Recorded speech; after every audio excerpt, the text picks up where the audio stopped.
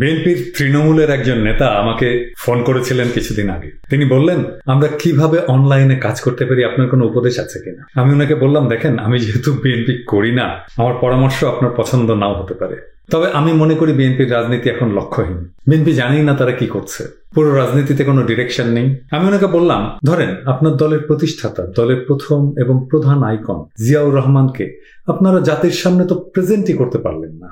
Marketing এর ভাষায় বলে ব্র্যান্ড পজিশনিং। জিয়ার ব্র্যান্ড পজিশনিংটা কি? মানে জিয়াউর রহমান নামটা বললে মানুষের মনশ্চক্ষে কোন ছবিটা ভেসে ওঠে? উনি বললেন, স্বাধীনতার ঘোষক, জেড ফোর্সের অধিনায়ক, বিএনপি প্রতিষ্ঠাতা, জনপ্রিয় রাষ্ট্রপতি। আমি বললাম, ঠিক আছে, সবই সত্য, কিন্তু কোনোটাই পলিটিক্যাল ব্র্যান্ড পজিশনিং না, কারেক্ট তো নয়।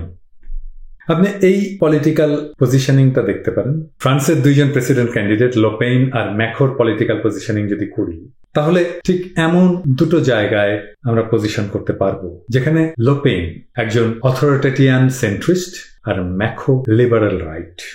ঠিক এই রকম একটা পজিশনিং আছে সব নেতাদের জন্য বাংলাদেশের মানুষদের মাথায়। এটা তৈরি হয় তার দল এবং তার বিরোধী দলের নিরন্তর প্রচারে ইচ্ছা নিরপেক্ষভাবে।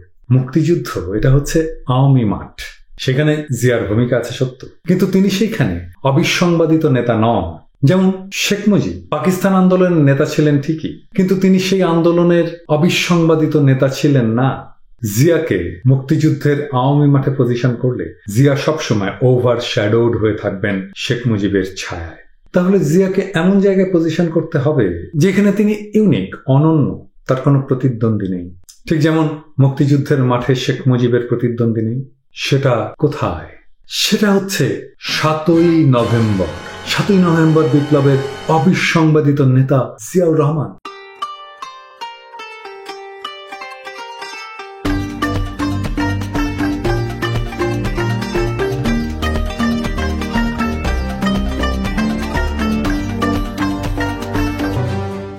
সাতই নভেম্বর ছিল একটা বিপ্লব, রাষ্ট্র বিপ্লব, ক্ষণস্থায়ী, কিন্তু মুক্তিযুদ্ধের চাইতে কম গৌরবজনক নয়।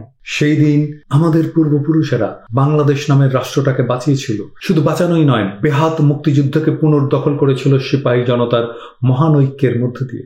সেই দিন, সেই মহেন্দ্রক্ষণে মুক্তিযুদ্ধের মধ্যে দিয়ে গড়ে ওঠা আমাদের মুক্তিযুদ্ধের অগ্রবাহিনী বাংলাদেশ সেনাবাহিনীর সাথে জনতা আবার মিলে বাংলাদেশ রাষ্ট্রটাকে রক্ষা করেছিল।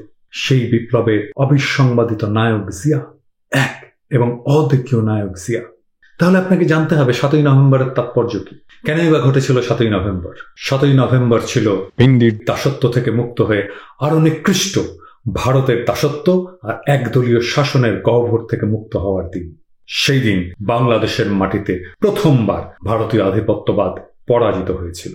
মুক্তিযুদ্ধের বিজয় সেই দিন সম্পূর্ণ হয়েছিল, পরিপূর্ণ হয়েছিল আমাদের বিজয়, আমাদের স্বাধীনতা, আমাদের মুক্তিযুদ্ধ।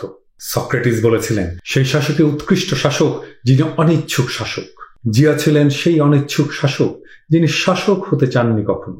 তিনি সেনানায়ক হতে চেয়েছিলেন সবসময়। তাকে 7ই নভেম্বরের বিপ্লবের মাঠকর্মীরা নেতা হিসাবে মেনে নিলেন, নেতা হিসাবে প্রতিষ্ঠা করলেন। রাজনীতিবিদ জিয়ার উত্থান হলো সেদিন। সেদিন রাজনীতিবিদ জিয়ার জন্মও বটে। ইতিহাস বলছে সেই অনিচ্ছুক শাসক ছিলেন বাংলাদেশের ইতিহাসের সবচেয়ে জনপ্রিয় শাসক। সেটাই হওয়ার কথা, কারণ অনিচ্ছুক শাসকই শ্রেষ্ঠ এবং উৎকৃষ্ট শাসক। কিন্তু হায়, এইখানেই জিয়াউর রহমান অনন্য। তার দলই বুঝতে পারল না জিয়া কেন অনন্য।